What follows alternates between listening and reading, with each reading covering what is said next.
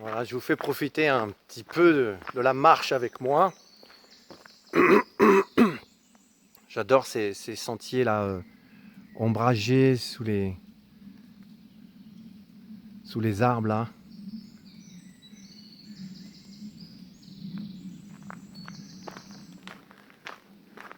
Et là aujourd'hui, je passe dans les gorges de Frau. Et en excitant, Frau, c'est F-R-A-U, ça veut dire peur, les gorges de la peur. C'est Denis, le gars que je vous parlais précédemment, qui m'a expliqué ça. Donc il paraît que c'est magnifique, parce que là je viens juste de m'y engager. Et j'adore ces tunnels de végétation.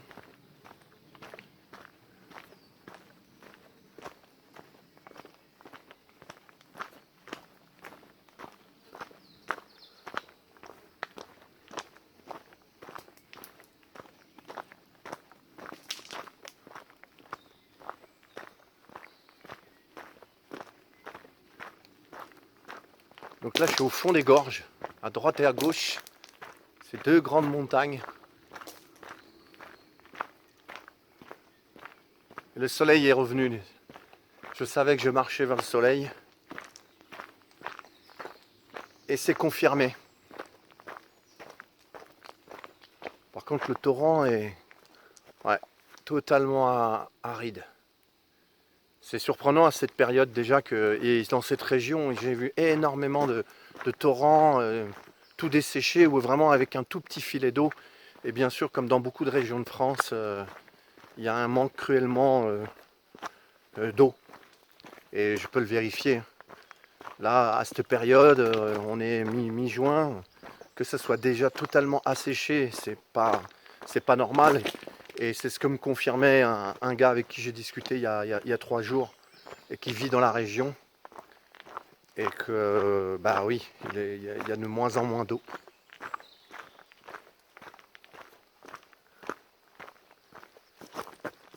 Ouah, ça glisse là. Ouf. Bon, je vais faire gaffe parce que pas me prendre une gamelle quand même. Alors je viens de voir un panneau qui annonce qu'il y a souvent des éboulis de pierres et qu'il faut être vigilant. Donc vous voyez là les pierres, on les voit qui sont tombées. Il y en a quelques-unes, donc je ne vais pas traîner dans le coin. Voilà. Parce que si il est possible que vous ne voyez jamais cette vidéo. Ou alors à titre posthume. Et ça me rappelle une histoire que j'ai quand j'étais sur Cauterets. C'était passé dans le journal, un gars qui avait en voiture et un rocher était tombé sur sa voiture. Donc comme quoi ça peut aller vite. Et c'était sur la route. Donc vous imaginez, le gars en voiture, il devait rouler au moins à 50 km/h dans la montée.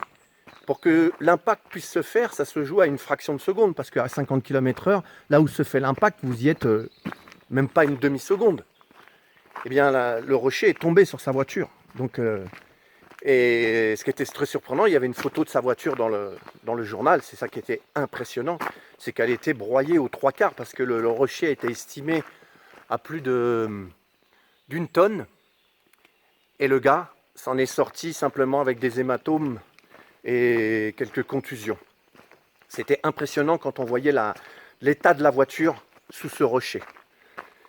Et ça me fait penser que j'ai pu l'expérimenter aussi, que quand c'est l'heure, et quand c'est pas l'heure, c'est pas l'heure. Donc c'est pour ça que je marche avec confiance. S'il y a une pierre qui doit me tomber sur la tête, eh bien c'est qu'elle devra me tomber sur la tête et c'est que c'était l'heure. Et puis, vous voyez, là, il y en a plein aussi des pierres qui sont tombées.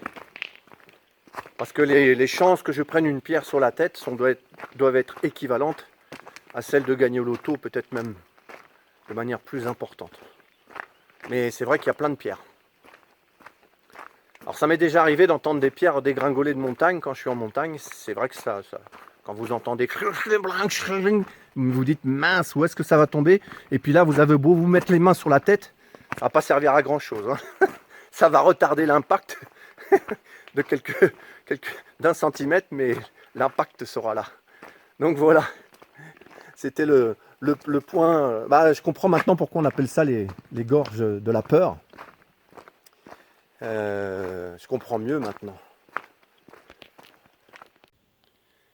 Alors je vous donne une petite astuce quand même de montagnard. Si jamais ça vous arrive d'entendre des pierres tomber et que vous êtes le long d'une paroi, ce qu'il est conseillé, c'est de se coller à la paroi. Parce qu'il y a de grandes chances que la pierre, elle tape sur les rochers plus haut et qu'elle aboutisse là, vous voyez, le sentier il est là. Et les pierres, elles sont là, elles ne sont pas ici. Donc voilà, c'est le conseil pour rester en vie, mais si elles tombent droite, bon bah... Mais la plupart sont sur le sentier. Voilà, donc de bien se coller à la paroi. Et comme ça, tout va bien.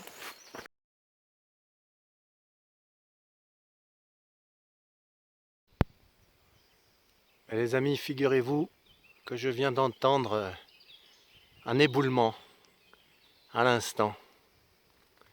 Alors je ne l'ai pas vu parce qu'il était assez loin de moi, mais je l'ai bien entendu.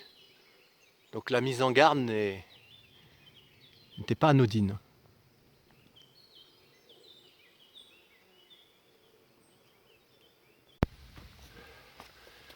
Allez les amis, je suis en galère encore. Ce sentier m'a fait voir de toutes les couleurs. Donc j'ai terminé la descente des gorges de Fraux.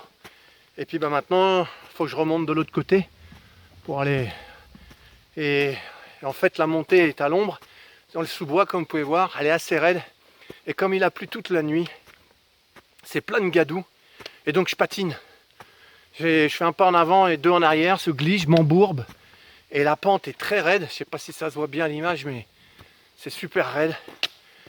Et à ça, j'avais pas encore fait. J'avais vu les moments un peu boueux quand même. Mais alors là, en montée comme ça, aussi raide, wow, c'est raide. Et ce sentier, ouais, m'en fait voir de toutes les couleurs. Parce qu'entre le début où j'en ai déjà parlé, où c'était aride, c'était dangereux, c'était rocailleux, comme là la descente que je viens de faire de l'autre côté, c'était plutôt ce style-là. Là, c'est en montée sous bois. Et c'est vraiment casse-pattes. Et la gadoue, là, avec toute la pluie qui est tombée cette nuit, ça rend le terrain très glissant et je suis obligé de faire que des petites foulées. Et c'est très fatigant. Donc, wow, il me reste que 3 jours. Mais je vous assure que je vais être content d'être arrivé. Parce que là, ça fait au moins 3 quarts d'heure que je monte. Et je vois pas encore le sommet, donc j'en ai encore pour un moment. Wow, c'est physique.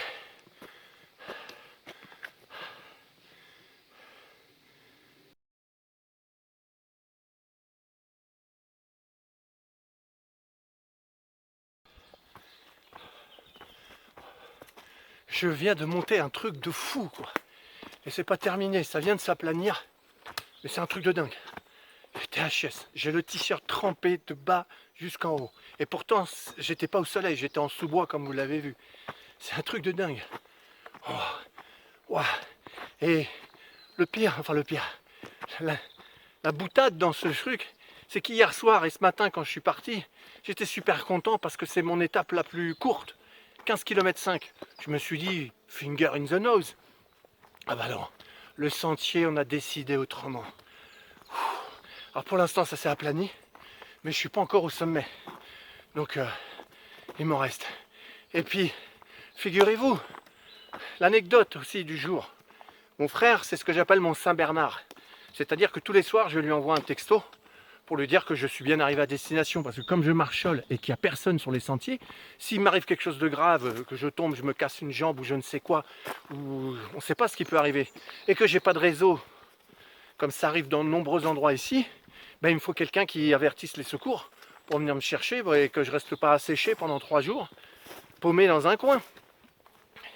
Eh bien, figurez-vous que ben, hier soir, j'étais dans un endroit où j'avais pas de réseau. Je suis parti ce matin à 10h, d'habitude je pars à 8h. Et voilà, je lui ai dit le soir, j'envoie un texto, et si tu n'as pas de nouvelles de moi le lendemain à midi, parce que comme je pars à 8h, en général je marche 1 heure ou 2, et je retrouve du réseau. Mais comme je suis parti à 10h parce qu'il pleuvait, je n'ai pas pu partir à 8h, j'attendais que ça se calme. Et bien là, ça fait 3 heures que je marche, à en suer, voire autre chose. Et bien, il est 13h, et j'ai toujours pas de réseau pour l'instant. Donc ça me fait suer, donc du coup je peux pas faire de pause pour essayer de rattraper. J'essaie d'aller au plus vite pour rattraper le réseau. Alors là, il y a un fil pour éviter que les animaux sortent. Voilà. Et donc voilà, ça me met aussi un peu de stress parce que lui aussi doit se poser des questions. Il n'a pas de nouvelles et il n'y a rien qui passe. Donc comme je vous dis, je ne peux pas faire de pause. Je suis obligé de bourrer là, d'aller au maximum. Mais bon, c'est aussi ça le chemin. Toujours aller de l'avant. Mais là, franchement, ouh, ça se combine les choses. Je sais pas comment. Ah ben je crois que je viens de voir juste. Ah y est, j'ai du réseau. Ouh, alléluia, mon frère vient de me répondre. Ouh.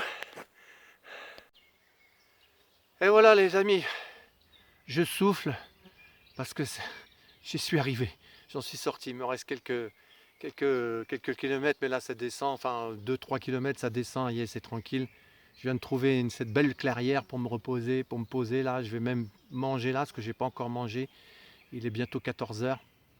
Mais alors ce sentier, je suis pas prêt de l'oublier. Hein. Waouh. Donc j'oublie jamais mes sentiers, mais celui-ci, il est vraiment ardu. J'en ai parlé dans mes vidéos. J'en suis à maintenant plus de 3000 km sur les sentiers, comme ça, à partir plusieurs jours. Je compte pas quand je pars une journée ou 2 jours. Là, je compte que quand je pars plusieurs jours et que je fais plusieurs centaines de kilomètres, puisque celui-ci sera le plus court, et heureusement. Et parce qu'il fait 250 km. L'année dernière, j'avais fait 280 sur le chemin de Stevenson. Mais là, depuis le départ, c'est compliqué, quoi. Tous les jours, il y a des phases plus ou moins compliquées. Surtout les premiers jours étaient très compliqués, Et il y a 3 ans, j'avais fait Saint-Guilhem-le-Désert, Tarbes, 550 km par le chemin d'Arles. Et c'est vrai que les 4 premiers jours avaient été difficiles dans les Cévennes, parce que les Cévennes, c'est un peu comme ici. Ça monte, ça descend, c'est rocailleux, c'est aride. C'est un peu comme le départ que j'ai connu ici. Mais après, ça s'est adouci. J'ai été du côté de Castres, le Lauragais. Après, j'ai basculé après Toulouse. Après Toulouse, j'ai basculé dans le Gers. C'était sympa. Bah, je veux dire, les randonnées, c'était de la randonnée. Mais là, c'est encore aujourd'hui, je m'y attendais pas, quoi. Je m'étais fait une joie d'avoir que 15 km 5 à faire. Et puis cette montée là, waouh, comment j'en ai sué. Et puis bah, tous ces épisodes, là, j'en parle dans la deuxième vidéo, j'ai failli être attaqué par un sanglier, enfin c'était en pleine nuit. Et je l'ai dit, je ne savais pas ce qui allait se passer, je voyais rien, je l'entendais grogner. Moi j'avais entendu parler que des sangliers pouvaient charger, donc là j'étais dans mon duvet, j'ai bien flippé. J'ai été visité par un renard en pleine nuit. Bon, lui, je me doutais qu'il n'allait pas me faire de mal, mais ça m'a quand même surpris. J'ai eu une vipère sur le chemin qui voulait pas partir, même je la poussais avec le bâton, elle se braquait, elle partait pas parce que d'habitude elle s'enfuit, donc il a fallu que je la contourne. Bon, c'était pas un cobra, hein, mais voilà. Ce matin, cet épisode des éboulements que j'ai entendu là, puis il avertissait qu'il fallait être vigilant, prendre une pierre sur la tête. Ce passage ce matin qui m'a épuisé, eh bien, ce sentier vraiment ardu de chez ardu, quoi. Donc là, il me reste encore 2 jours. Je ne sais pas ce que ça va me réserver. Ouh, là, en tous les cas, je vais me poser. Ah, puis j'ai oublié de vous dire. J'ai été attaqué par un lion. Si, si. Alors j'ai crié plus fort que lui. Et il a eu peur, il s'est enfui. Si, si, hein, c'est vrai. Hein, c'est vrai. Allez, je vous laisse dans ce bel endroit avec le chant des oiseaux. Je vais pique-niquer. Comme vous voyez, c'est calme. Je vais bien souffler. Je vais peut-être me faire une petite sieste. Et puis, ben, une belle bise du cœur. C'est tout pour aujourd'hui. Et c'est déjà beaucoup. Hein. C'est une bonne journée bien remplie. À bientôt. Ah, puis merci encore à tous celles et ceux qui m'envoient des petits messages de soutien.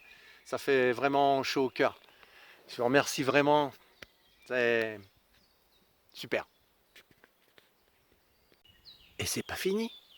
Je m'installe comme je vous l'ai dit pour pique-niquer. Je prends un endroit bien tranquille. Eh bien, j'étais assis sur un nid de fourmis rouges. Commençaient à me piquer de partout. Je ne les ai pas vus arriver.